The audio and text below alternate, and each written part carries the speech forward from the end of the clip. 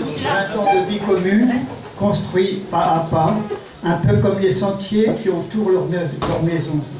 Là, on est déjà dans le quotidien. Mais avant, qu'ont-ils fait pendant toutes ces années?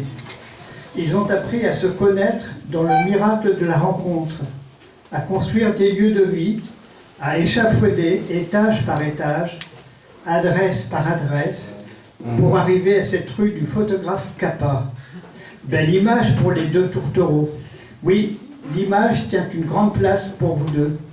Ils y sont assignés, pas prisonniers, car ils ponctuent et s'investissent, méditent, poussent les murs pour accueillir leurs deux filles, Ameline et Adèle, mais aussi à l'extérieur où ils s'approprient Rennes, puis Cancale, les différentes Bretagnes, pour arriver dans la Manche, avec la même avidité du regard, notamment pour découvrir les salines, les différentes pointes d'Agon et autres, avec la même avidité du regard. En fait, ils s'ouvrent merveilleusement bien à toutes les découvertes, y compris aux huîtres. Ils invitent la jeune génération à écouter Papy, qui raconte tellement d'histoires que Renard Doré a retrouvé sa place. Mais revenons à ce lieu de vie, à leur façon de vivre, élargissant plutôt à tous leur cadre de vie.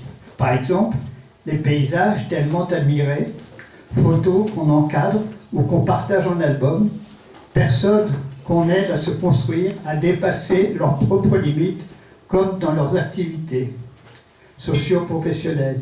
Ils sont les référents avec l'expérience. Ils prennent de la distance ou de l'altitude pour dépasser les frontières avec audace, aiguisant le regard et ceux de leur adorable fille.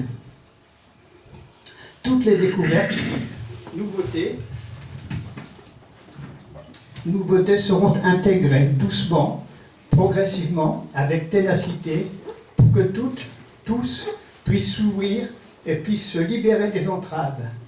Et voici leur vraie richesse, c'est d'aller à la rencontre au plus profond, décrypter, faire des ponts en indiquant, comme s'ils avaient une carte géographique, les points essentiels pour libérer les êtres de leur entourage professionnel, des entraves qui les empêchent de vivre avec bonheur ou au moins de goûter plus de plaisir et moins d'angoisse.